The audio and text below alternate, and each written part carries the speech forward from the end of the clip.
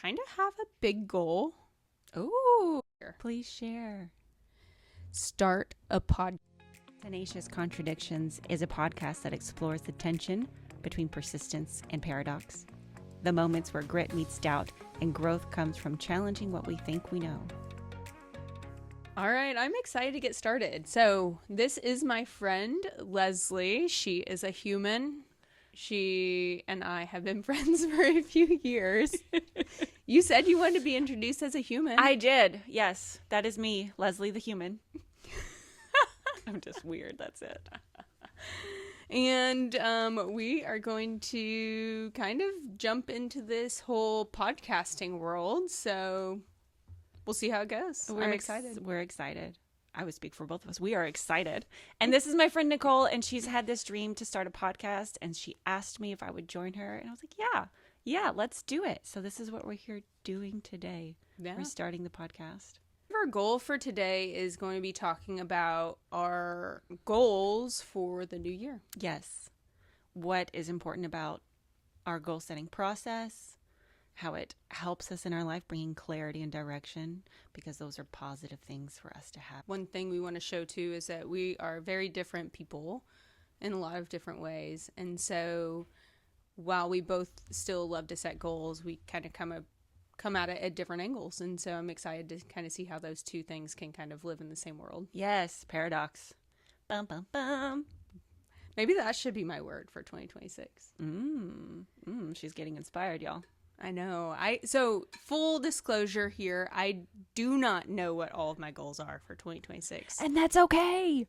And so we're going to uncover them as we kind of talk through this. So we're talking about bringing clarity and direction for the new year. And we're going to get into that now. Yeah. I think you had some questions. You've been inspired by a few people in how you kind of use a framework to set your goals. So you want to talk about that a little bit, maybe? Yeah, I would love to. Thank you. I realized in my 30s now that I need a lot of inspirational people to give me the kind of tools and habits and tricks that I didn't have. So one of the individuals that I listen to now is Mel Robbins. She had that book out recently, was the Let Them Theory, if you wanted to check that out. I haven't read the whole thing, in full disclosure. So this is just kind of my piecemeal. I like what this resonated with me whenever I was listening to it. So she was talking about whenever you're looking back and reflecting on the year, one of the things that she likes to do is pull out your phone, because we all have the phones, right? So you pull out your phone and you look at all the photos from the year.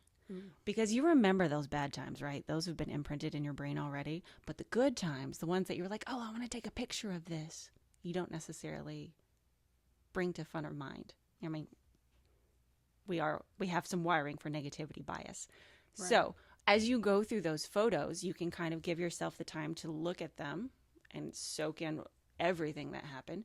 So you look at the photos and then you go through the process. And she does this with her husband for like 2 decades now, which I love that. I would love to do this with Lee. I haven't got up the gall to ask him yet, but maybe I will over Christmas break. There you go. Sometimes vulnerability is hard. I don't think that's a sometimes. I think it's always. It's a choice, right? Yeah. Yeah. So Mel looks at what went well, what went horribly, and what did I learn? And I think whenever you come to that place, you kind of ground yourself in where you actually are, because I have a problem myself with like dreaming about all the things and never actually being grounded and figuring like, no, this is where I'm actually at. And then I can move forward with what I'm doing. So my word, are you ready? Can I get like a drum roll? Okay, whatever. Forward. Did you define it? Did you write down the definition?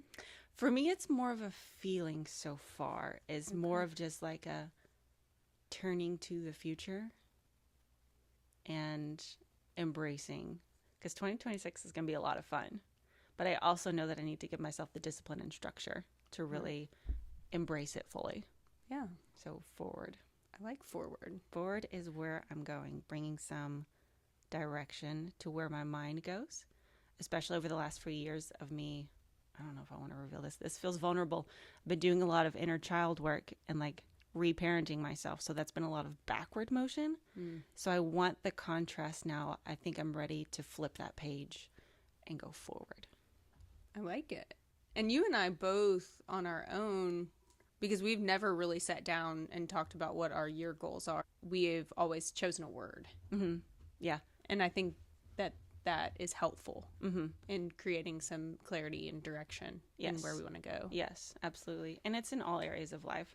So when I was looking at some of the stuff that went well this year, one of the things that really lights me up is going on trips and vacation and travel and new adventures. And Ellen, I have to go to my actual page because I went to so many places this year. Yeah, and tell us about them. I wasn't even realizing, like I didn't think about. So we started off the year in the Bahamas. So before we move on into this, you have a husband. I have a husband. And 2 boys. That is my family. Yeah.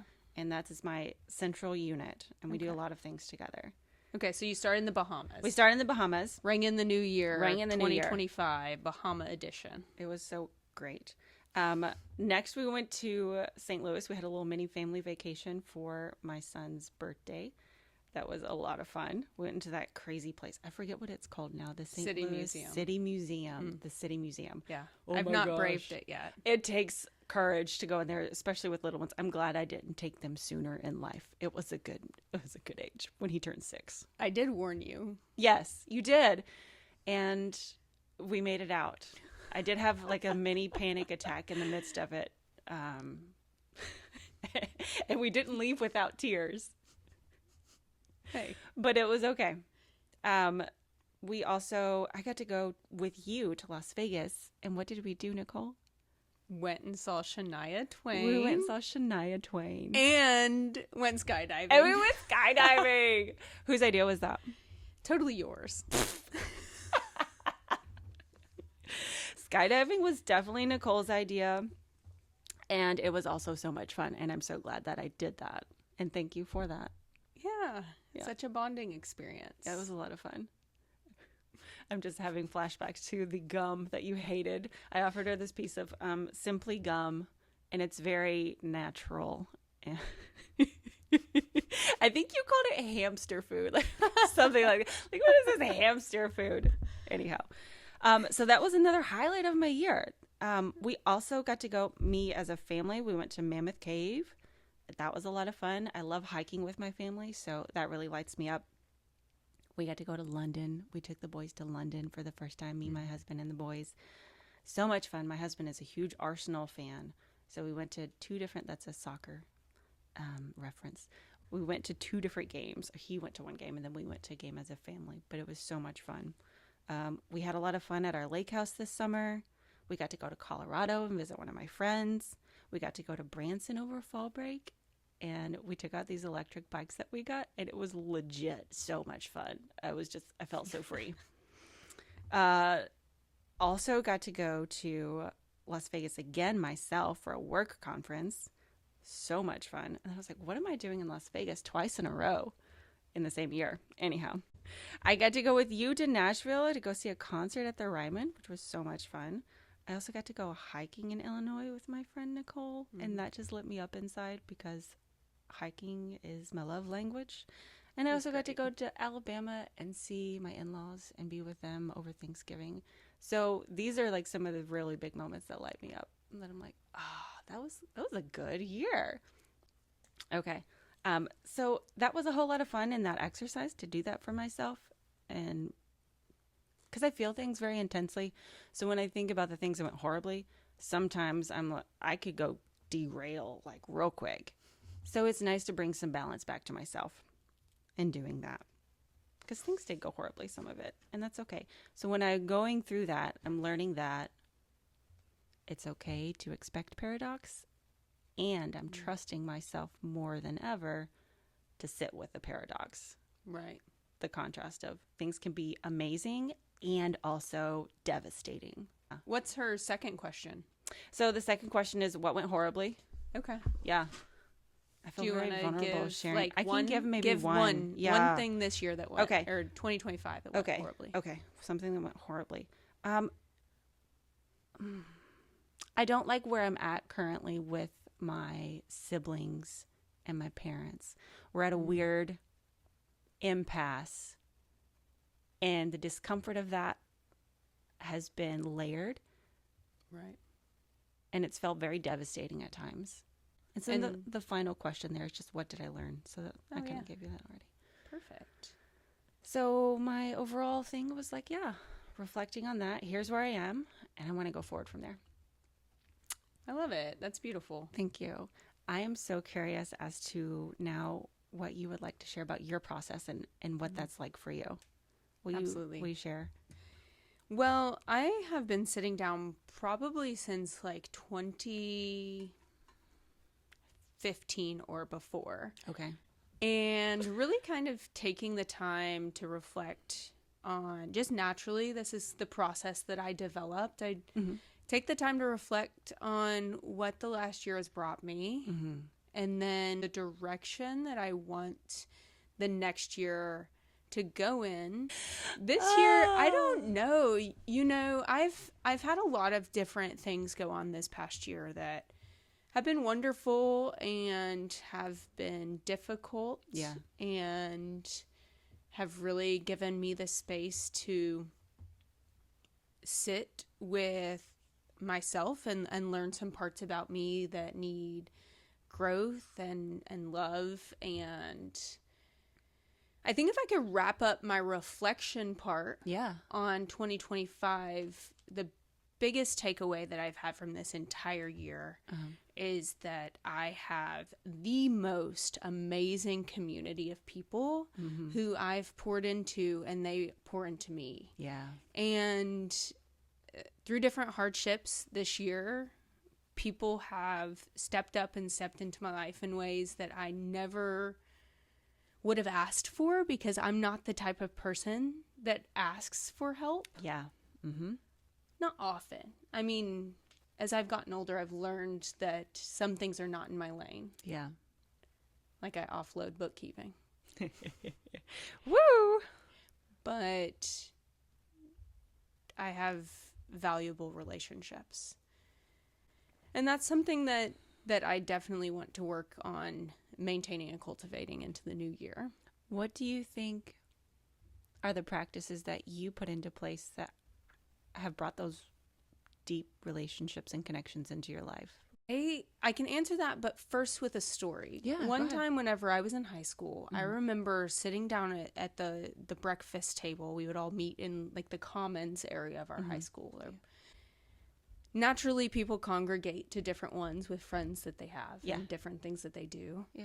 And I remember watching kind of the interactions of people during that season and noticing that when some people would sit at a table with the sports players, they would act different, the artsy kids. Okay. And I remember at that very moment having a clear, defined decision that I made for myself that I never wanted to be different. Based on the different tables I was sitting at, I wanted to still be seen as Nicole. And here's her truth, you guys. This is beautiful. You know? Yeah. And so with that, I have tried to maintain, as well as possible, being true to who I am in the spaces that I show up in. And that may be intense and a lot for some people sometimes. We all have those moments. But it also brings clarity into the relationships that I create, because I think there's not a misunderstanding of what you're going to get. Yeah. With that comes the intentionality of just seeing people for where they are and for what they are, and allowing them space to be in my life in this season and the capacity that they have. Yeah.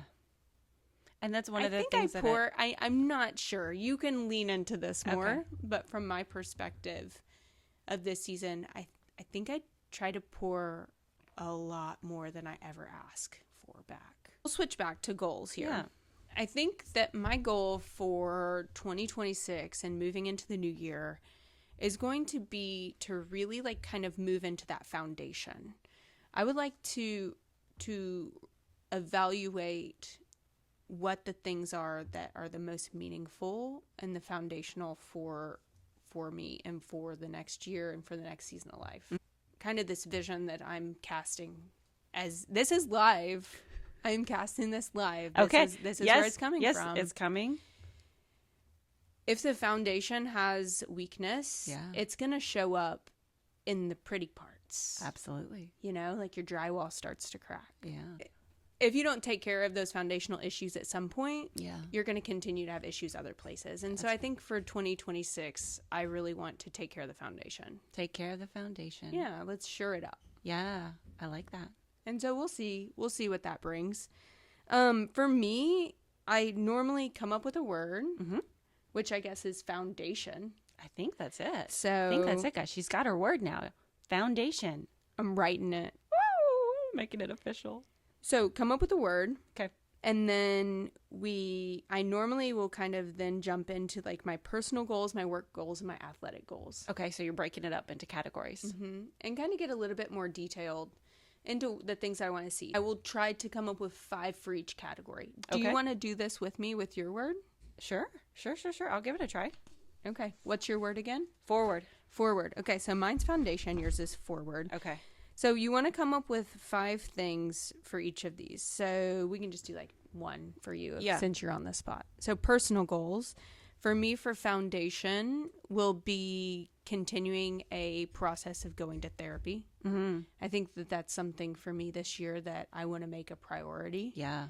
Then we jump into work and athletic. So for work goals, I own a ninja gym, which some of you guys know that. Tenacity training, baby. And so just coming up and shoring up those systems and processes, I think would be part of that. And then athletic for foundation for me for athletic, which not all of these have to go with your word, but we'll just do that for this one. For athletic for this year, I've kind of slacked off. So I had a baby about 19 months ago.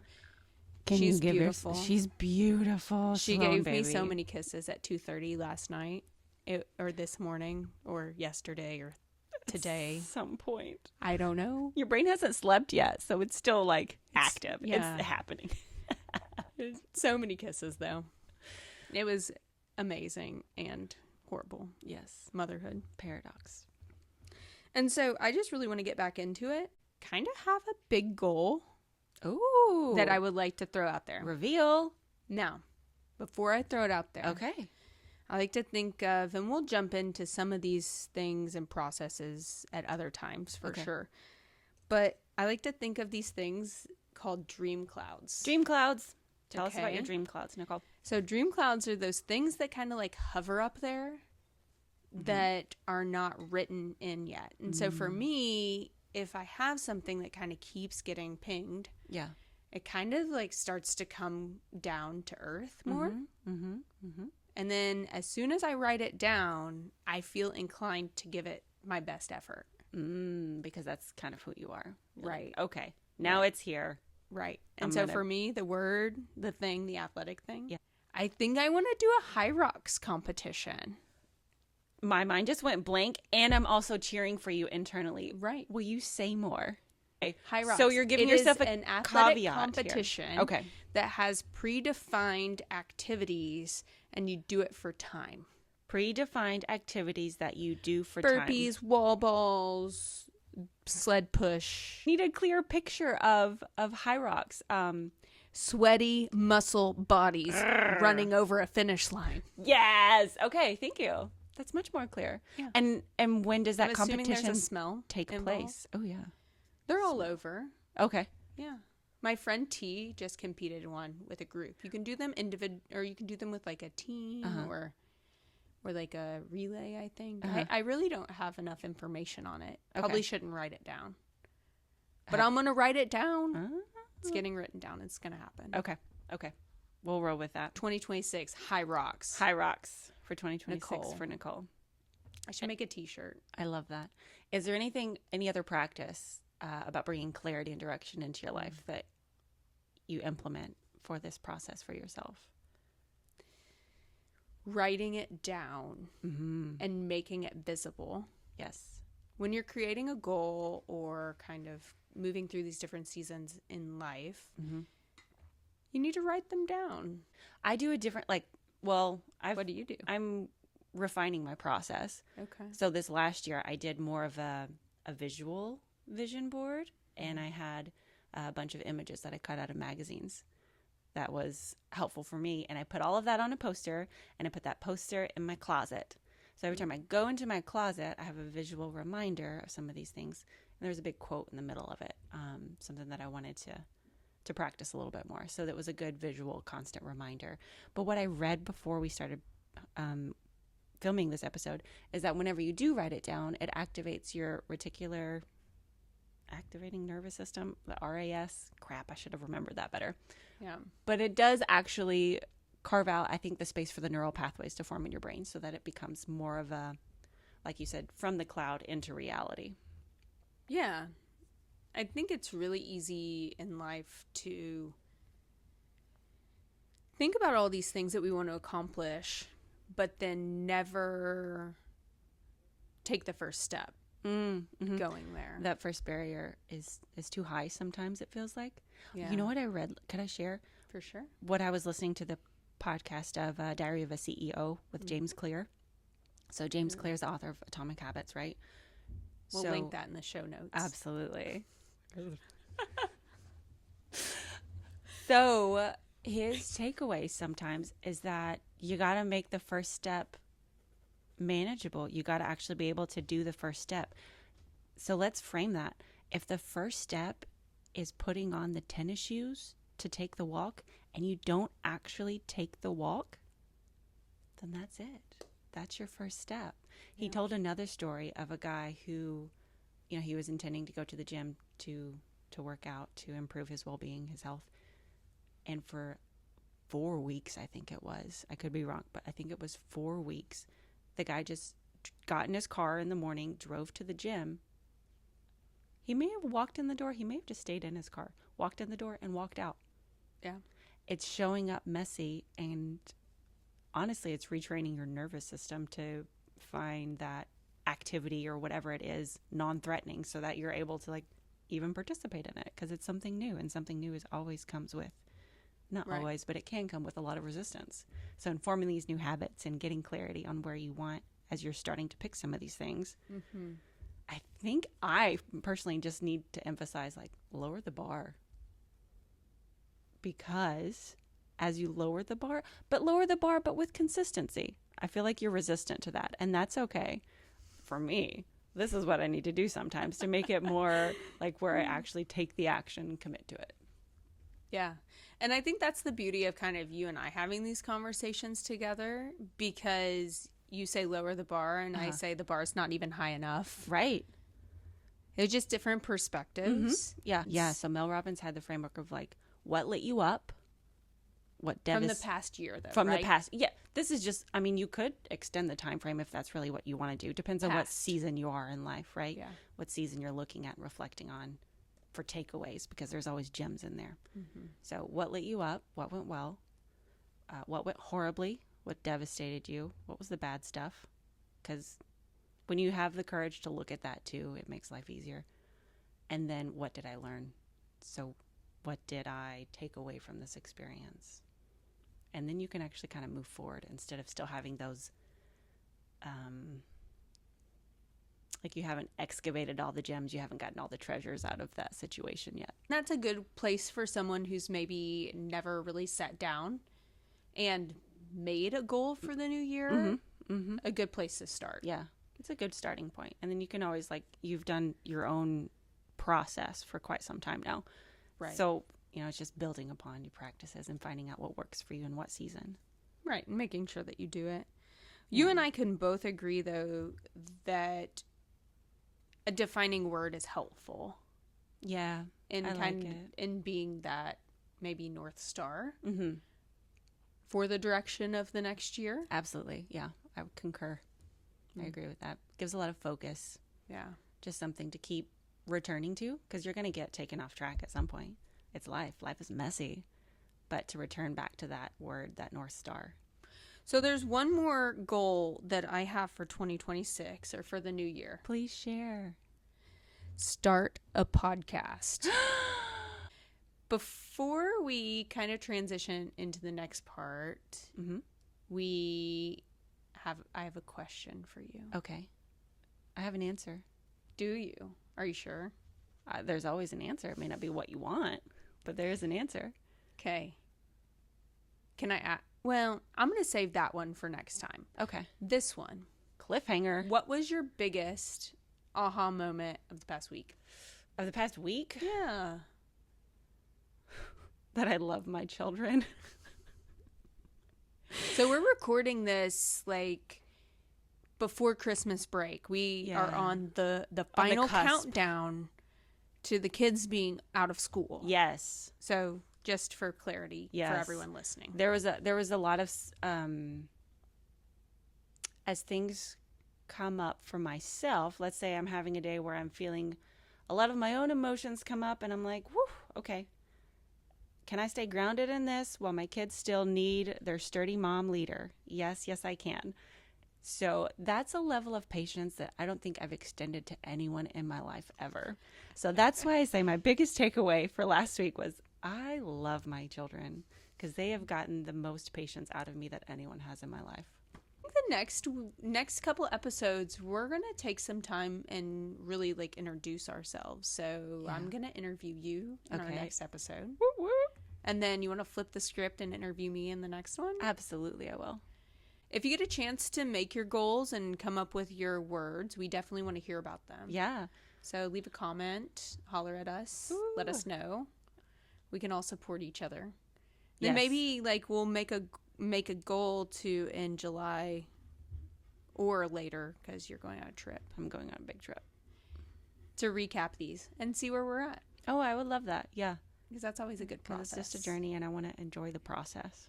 Yeah. Well, thank you guys for listening. We had some great conversation today about gaining some clarity and direction in life as we're turning over the holiday page and going into the new year. So that's kind of what were takeaways, and it'd be interesting to hear what other people's practices are too. Thank you for listening to Tenacious Contradictions, where persistence meets paradox. Today's conversation challenged something you believe. Sit with it. Growth often lives in the tension. If you found value in this episode, share it with someone who isn't afraid to question while staying committed. Be tenacious, embrace the contradiction, and keep moving forward. We'll see you next time.